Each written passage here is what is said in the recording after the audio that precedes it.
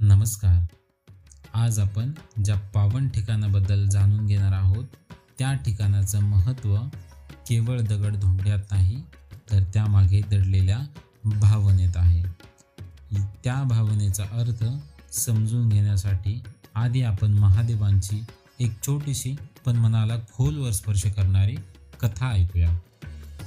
एकदा भगवान शंकर आणि माता पार्वती कैलास पर्वतावर बसले होते.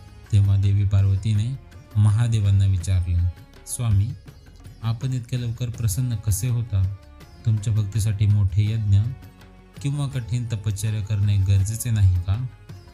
तेव्हा महादेव हसले आणि म्हणाले, देवी, भक्ती ही काहीतरी मोठं करावं किंवा दाखवण्यासाठी नसते. मी केवळ शुद्ध प्रेमाचा भुकेला आहे. हे सिद्ध करण्यासाठी महादेवांनी एक लीला रचली. त्यांनी एका वृद्ध ब्राह्मणाचे रूप घेतले आणि पृथ्वीवर एका गावाबाहेर येऊन बसले. थोड्याच वेळात एक गरीब शेतकरी आपल्या कामावरून परतत होता. त्याच्याकडे जेवणासाठी फक्त एक छोटी भाकरी आणि थोडीशी साखर होती.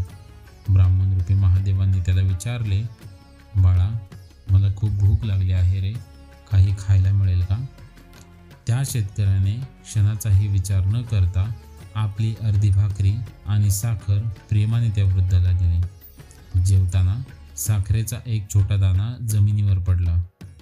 शेतकऱ्याने तो दाणा उचलला, स्वच्छ केला आणि ब्राह्मणांच्या पात्रात टाकला आणि म्हणाला, महाराज, माझ्याकडे देण्यासारखं फार काही नाही, पण हा साखरेचा दाणाही वाया जाऊ नये.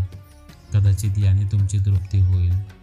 त्या क्षणी भगवान शिव आपल्या खऱ्या रूपात प्रकट झाले आणि त्यांनी त्या शेतकऱ्याला आशीर्वाद दिला. या कथेतून आपल्याला एक महत्त्वाची गोष्ट शिकायला मिळते. देवाला आपण काय देतो यापेक्षा आपण ते किती प्रेमाने देतो याला जास्त महत्त्व आहे. महादेवांच्या याच भावनेचं प्रतिबिंब आज आपण ज्या पावन ठिकाणी पाहणार आहोत त्या ठिकाणी अनुभवायला मिळतं.